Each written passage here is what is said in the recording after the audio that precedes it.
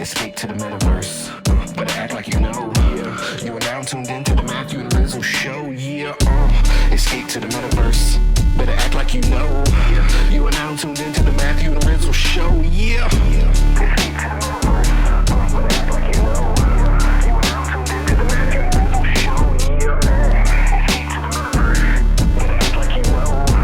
You are now tuned into the Matthew Rizzle Show. Yeah. Yo. What's up, dude? Can you hear me okay? Yeah, it sounds a little tin canny, but it's not that bad. Yeah, I have the jerry rig set up today again as well. Dude, so we're all set up over at Collect Pod. So we're taking our talents on chain officially, publishing Mars from now on, or at least cross-posting at least. I was going to say, what does that mean? Are we going to continue to post in the same spot, but also elsewhere, or are we migrating? Yeah, no, we'll continue to push it out on Anchor, but we'll also just release on Collect Pods, which will publish us on Optimism, just make it easier for folks to collect and connect with us. It seems like long-term, just publishing through Collect Pods would work, or just publishing through Anchor with Collect Pods automating the on-chain portion of it is the way.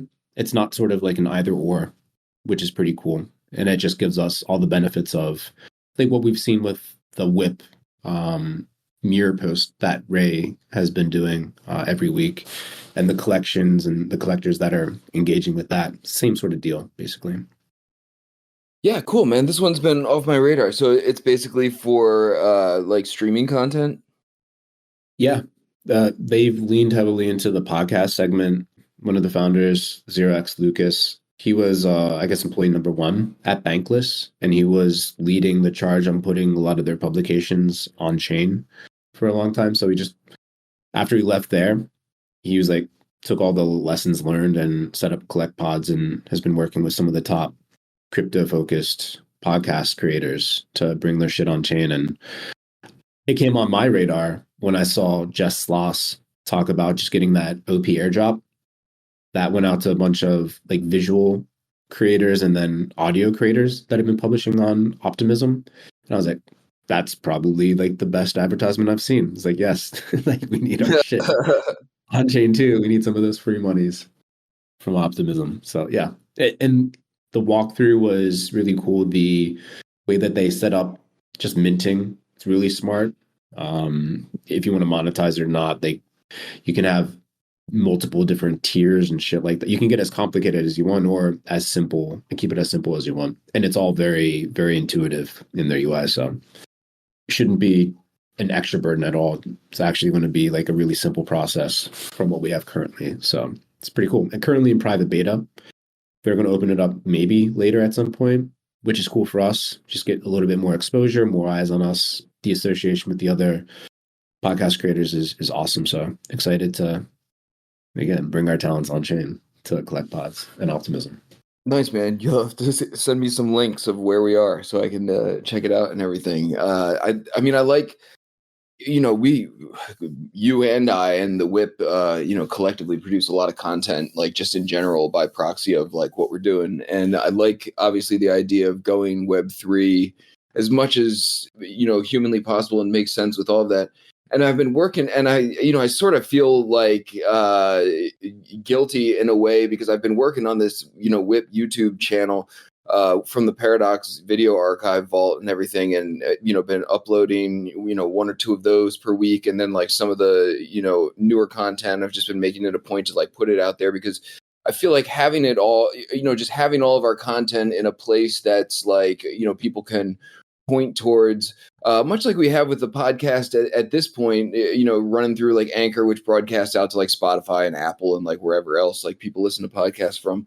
But I'm like, spending all this time, building up a Web2 platform, I'm like, it's such a rub, man. On the one hand, it's like, everyone's comfortable and familiar with YouTube links, and like, if you're putting something out there like this, you want to expose yourself to traffic that can find you and people who are, interested and have the chance to stumble upon it and everything.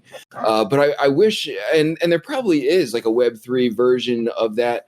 where we can like upload a lot of this like larger, heavier video format, type of stuff and everything. But I like what we're doing with the podcast, man. I think anything that we can do that like is easy to weave in, that makes sense, that can like start to build out that portion of what we're doing is like sort of the whole point. But we're like, obviously still caught in this world where like the most eyeballs are on the Web 2 stuff, which is why Twitter's so hard to migrate from, and all this stuff that we begrudgingly put up with and everything. So anyway, if we can cross-pollinate at the same time, that's like the best of both worlds. Exactly. That's where my mind is. And just building out, I guess, more of the social graph around folks that listen. That's obviously like an initial appeal, but hopefully that starts to translate like further downstream with other crypto-powered apps and things like that. Like with Farcaster, it's kind of been disappointing to see the lack of integration of the social graph that like you and I and a ton of other users have built up with their associated wallets over like the past half decade plus, in a way that's just like they're only leaning into what people have been doing within Farcaster. I'm like, dude, there's like a whole world out there. And that honestly seems to be a huge challenge all around for new crypto projects launching, being able to index all the interactions from a particular wallet across all the L2s and L1s out there, which is a bit disconcerting since part of the appeal of the space is that all the graph is on chain. It's just that people aren't actually referring or referencing the chain for any social related things as they're building out new products and tools and stuff like that. So it'll be interesting to see if that actually is addressed, or if that's just going to be like the permanent state of the things and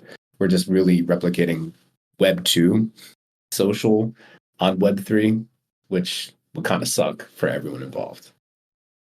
Yeah, man, I want to like it, and I'm still like, willing to give it a shot, because I feel like anything in early days is going to go through its like period of jank and everything. But I feel like, it was hot for a minute, and now it's like starting to cool off, and we're going to see like where the dust settles and everything. And I really want, something like this to get it right, man. But I don't know. I feel like I've been on Farcaster now for like 2 or 3 weeks, and I still don't like understand it. In terms of like how to, I don't know. And, I don't know, man, I'm like not really sure like where it's headed. Plus I think I fucked up my account, man. I've like tried to post something on it yesterday, and I ended up it said it wasn't going through. And so I like mashed it, and it went through like 1,000 times. And now I think I'm shadow banned or something. Like no one's seen my shit. No, dude. Farcaster had a Solana moment yesterday. Oh, is that what happened?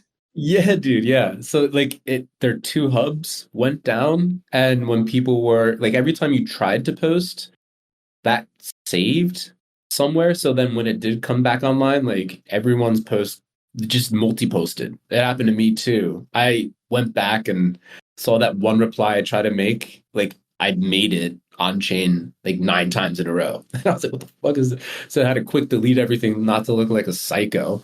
But I'm pretty sure I'm like shadow banned too. Oh, dude, that's actually very comforting to know it's not just me. I like opened it up back later on. I was like horrified to see like 20 of the same posts in my account. I was like, oh my God, what the fuck?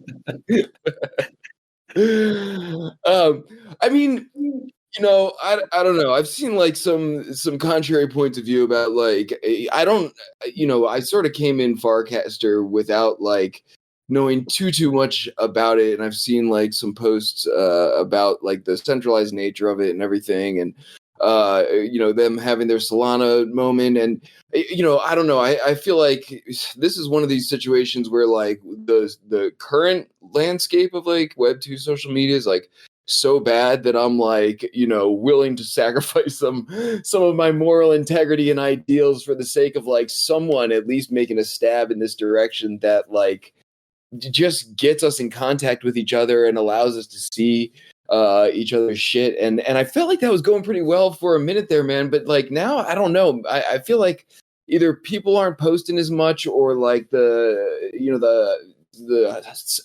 hype has like fizzled a little bit. But I'm I just feel like there's just so much more action going on Twitter, and yeah, there's like a lot of bullshit, but like, I don't know, man. My feed's like not dead, but it's not like super active either.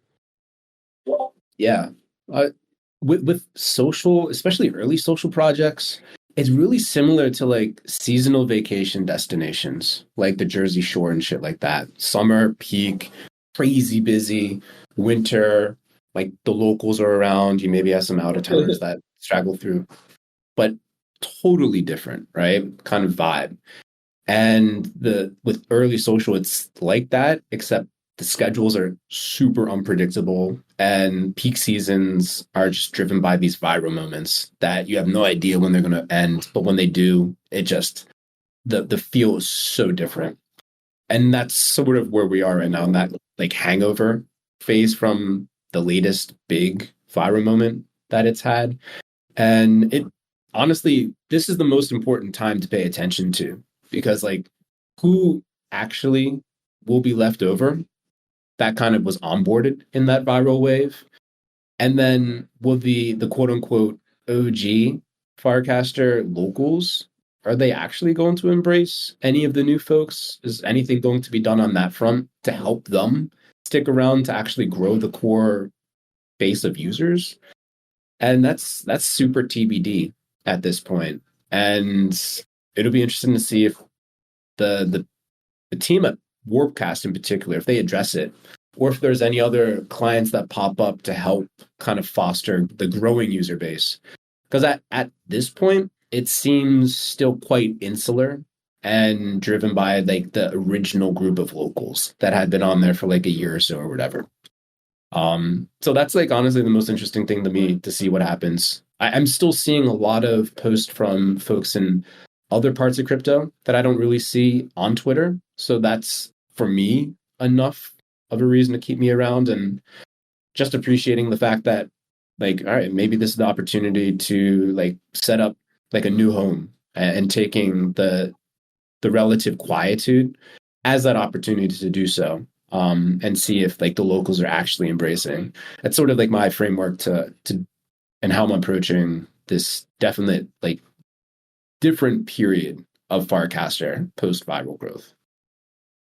Yeah, man, I'm willing to keep a foot in the door and see how it plays out and everything. Because, like I said, I want to believe. Yeah, I don't know, man. I feel like it's. I feel like I'm getting people's like B-roll like over there of like what they, the second tier stuff that they would have normally, posted. I don't know, or normally not posted or something on Twitter, and so I don't know that. I like that. I don't know. There are things I like about it for sure, man. And so I don't know. I guess we'll see how it plays out. But I agree. Like, everything that enters this space with like some buzz is bound to go through like a downswing. And now is the interesting time to pay attention and potentially build a reputation there. Like, if they end up standing the test of time, like, this is sort of like the equivalent of bear market building, where like, you're sort of hopefully rewarded for your efforts in cultivating, your audience over there. But I don't know, man. I think I don't know how to Warpcast very well yet. I'm still figuring it out. Yeah, we'll see where it goes. The other thing I kind of chuckled at the other day, I'm still trying to like get to the bottom of this rabbit hole. It's super specific. But I was talking to a buddy, Young and Sick, and they were telling me about OpenSea, and they had that integration or partnership or whatever with Nifty Island, and they created like an OpenSea ship. And apparently I've been told that it went as bad as you'd expect, and a lot of folks that had access to the ship models just capsized it on their islands. I'm trying to find evidence of this, but do you have any clue? Have you seen this in action to see if there's any basis to that hilarious? I'm trying to figure it out like right now, actually. So like in there, so like you farm these blooms or whatever, and you can redeem them for. There's only 25 things on their market that you can like redeem blooms for at the moment, and they're like a handful of avatars, and then the rest of them are all different structures, and by proxy of like messing around, and some of them are locked, right? So some of them are like project specific, like there's like a Kong's headquarters, and a few other like PFP specific headquarters or whatever project or buildings you can access. I don't see an OpenSea one, man, and I have most of the ones or all of the ones that you can get with that I have unlocked and access to and everything. It's possible that one of these, there's like a Uniswap knockoff. Maybe it's not a knockoff. I don't know. There's something called a Unicenter. There's like a base temple.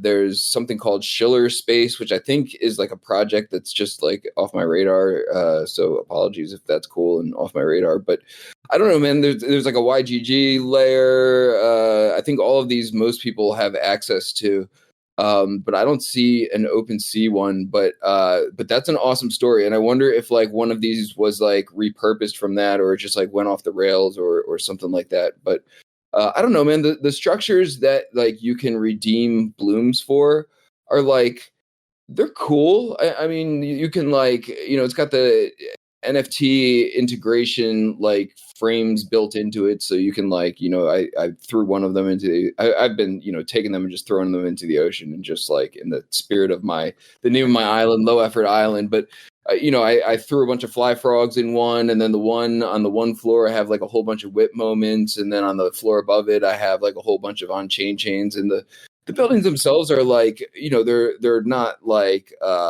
they're conventional, I guess you would say, like nothing like super artsy or abstract or anything. Like the temple looks like a temple, but they definitely tried to go after like big name projects and brands within the space with some of these builds and everything. But I don't see OpenSea like specifically in here. There's like MetaFox, which I assume is like a play off MetaMask, the stuff like that. Yeah, like it was announced in their Discord, and then everyone after that was like joking like we should capsize it. It's not searchable. I think it was only made available to like specific integrated communities, they called them, but still I'm like, why can't I find it anywhere? It's a little sus to me. But maybe they just killed it when they saw everyone capsizing it. Maybe I just missed it, unfortunately. But yes. The other thing that popped up my radar with Nifty Island is just because of like the bloom farming, like people don't call them bloom farmers. They call them like, I guess the more pernicious form of bloom farmers is like afk'ing. Being away from your keyboard, like when you start games and shit like that, and just coming back when it ends so that you get and I didn't know that there was a name for that. I encountered it a few times when I was playing, and I'm like, this is dumb. Like you join a game with another person and then they just totally ghost right away. Yeah. So you get good target practice, but it's actually not fun. And then I'm like, the only solution to that currently is just manually reporting it. So that's interesting.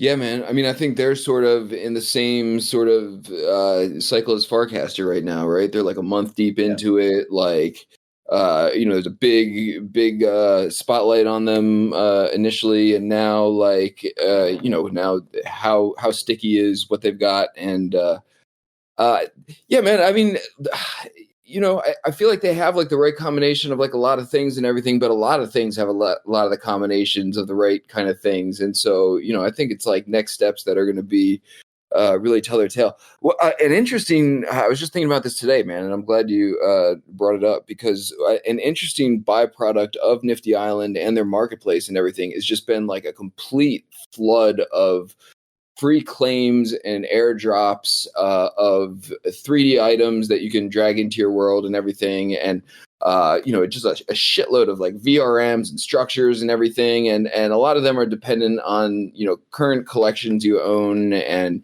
communities you're in there. And then if you've like bought something off their marketplace with blooms, that qualifies you for like a bunch of shit. And like, so anyway, man, by product of just having like been in there and goofing around, I'm like, getting dozens of these free claims per day.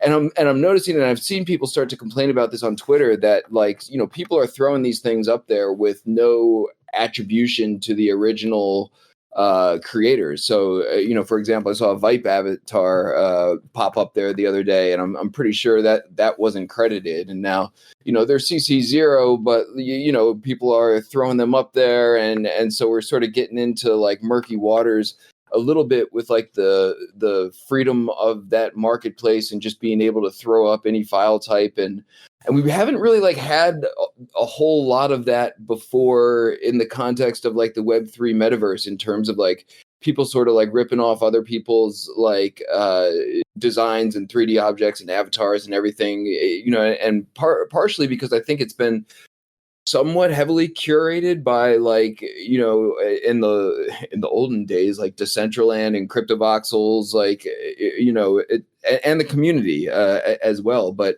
I feel like we're sort of entering like a little bit of a Wild West thing, unless they do something about verifying creators on this marketplace, where people are just cranking out stuff and they're pulling out open source stuff and passing it off on their own, and like all this stuff that you would expect when you can just upload like anything. Anyone can upload anything.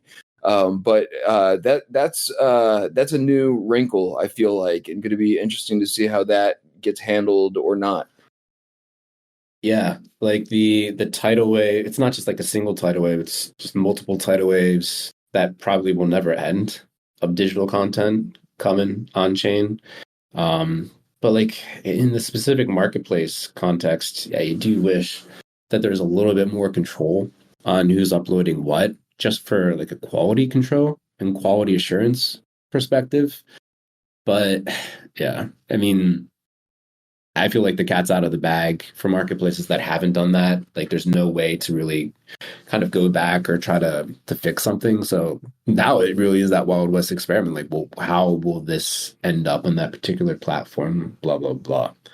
But speaking as a potential like marketplace user, anytime anything is flooded on them, it's just the search experience sucks. It's like, what can I even find here? Like you have to know what you want to find ahead of time before you even search for it, almost, to take advantage of anything. It's sort of frustrating.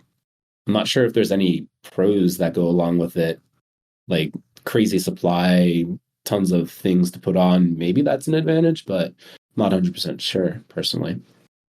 No, I think we're sort of seeing some of like the weird manifestations of like what happens when you add crypto and like tokenize some of these experiences, because, I'm fairly certain, one of the reasons the marketplace is just being consistently flooded with stuff is because people hope that they're farming airdrop points by interacting with the marketplace. And there's this whole other wrinkle of like, just what you're talking about with the AFK players who like, are just there to, farm the things and get out and really have no interest in like interacting with the platform. And so, I don't know how you put a cap.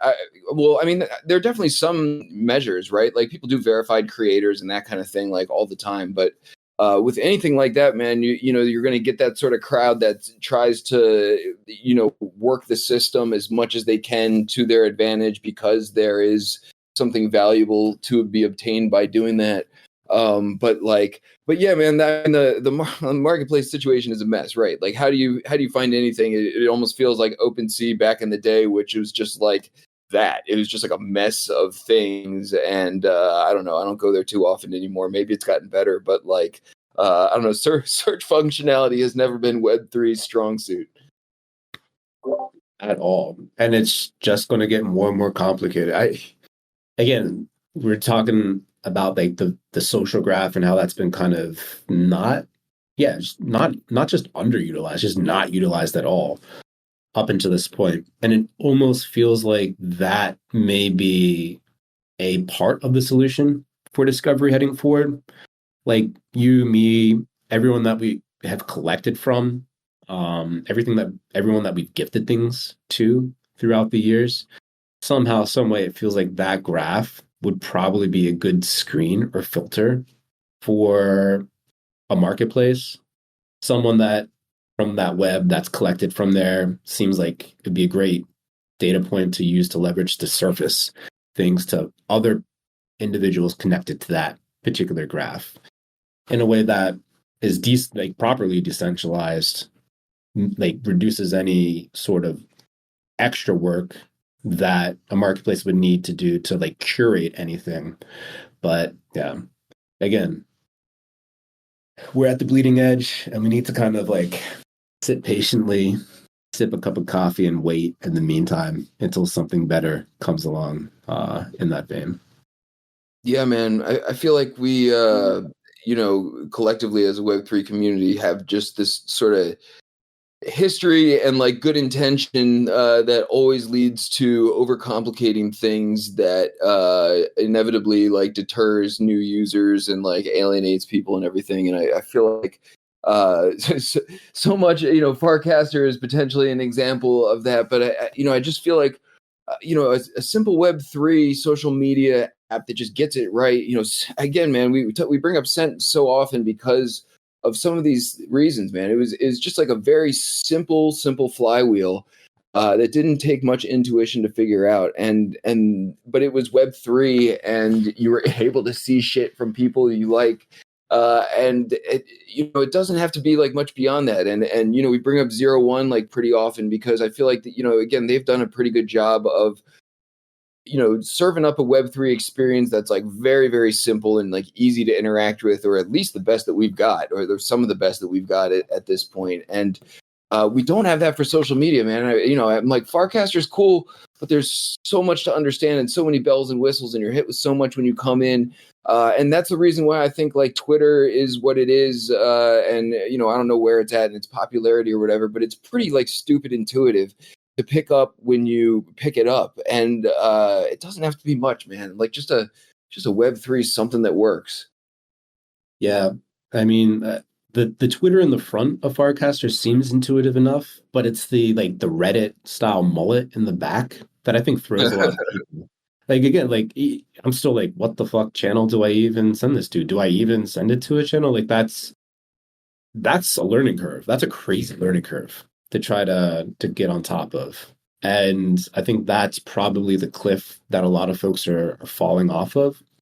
So I don't know how you fix that. That just seems to be like maybe part of the intentional friction. I have no idea. But that amount of friction is definitely non-trivial and is definitely something that is going to push away a lot of casual users, but a lot of casual users who probably have a lot of value that they could deliver just by being a part of and casually sharing whatever from time to time. So jury's out, like you said.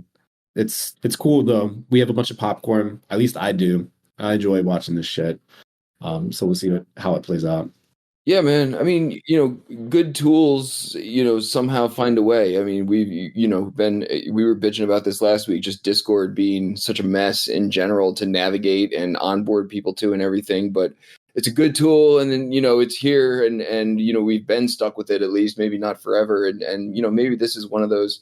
But it does feel like at the moment they're trying to do too much, and I like the Reddit subreddit,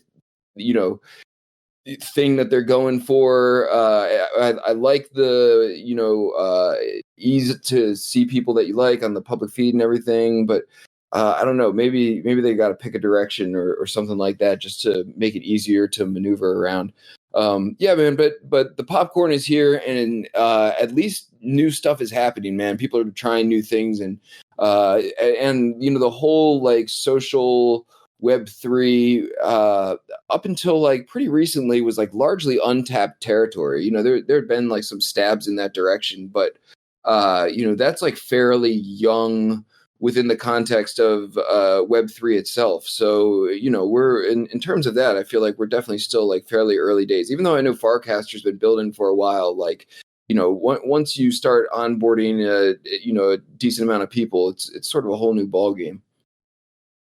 Yeah. And then, I mean, from there, and anything else top of mind for you this week? First of all, like, congrats on hitting the 69th day of streaking on Streak Points. Shout that out at DJ number. So, but besides that, anything else that you've been since touching grass over the last week, coming back? Anything else that popped up to you in particular? Dude, I'm sad I missed the whip with Al Crago and Snail. Shout out to both of them. I know we'll have them back at some point and be over at Snail's place again. So It's not lost forever. And also on our YouTube channel, which people should check out, like I've been saying. But I'm stoked for this week, man. Russ Franky's on this week with a new project he's been working with. And I think people are going to be, I think people are going to think it's really dope, man. It's going to be like a really fun whip. It's a new metaverse platform that we haven't been to before. He gave me a sneak peek of it like a little while ago. It's called Hubzz, Hubzz. He gave me a sneak peek of it a little while ago, and I entered with him. And I know that things have been done since then, and I know like the roadmap and the plans for this platform and everything are really dope and impressive, and something that's like right up like everyone's alley. So I feel like our audience, if any audience, is going to appreciate the field trip to a new spot that has like some really interesting things that they've added, like a lot of these new platforms popping up, man. I mean, it's just what we were saying. Like, it's cool. It felt like we were sort of stuck in a rut for a while, and maybe it's like the upswing of the market over the past like several months and everything, but certainly feels like people are building again, and new interesting stuff is like constantly popping out. Yeah, no, I'm excited to check it out. Russ has been an old friend. Curious to see what he's been working on. And then, yeah, shout out A.L. Kreger last week. It was just, I mean, for everyone that knows A.L. Kreger's art, I'm sure they've also seen them on Twitter and like read their tweets and everything like that. But that man needs to speak more. Like, all his points come together so beautifully, and like just. It was a breath of fresh air, really, to hear him talk. And it'd been almost like 3.5 years since he was last on the whip. And it's sort of like a love fest for AL. Metageist had been, I guess, one of the earlier appreciators of AL's work in the space. So it was cool to see them kind of bond. Metageist is supposed to be fake Rizzle, but his computer or internet/Wi-Fi provider rugged him. So he ended up being like a non-fake Rizzle Metageist last week. So it was funny from that perspective. But yeah, it was a good time, and looking forward to tomorrow already for the next whip. Yes, sounds like a totally proper whip in my absence. I'm glad it was broke, and yeah, that's fantastic. Also, I should mention, man, we got from the Aavegotchi whip we had a couple weeks ago.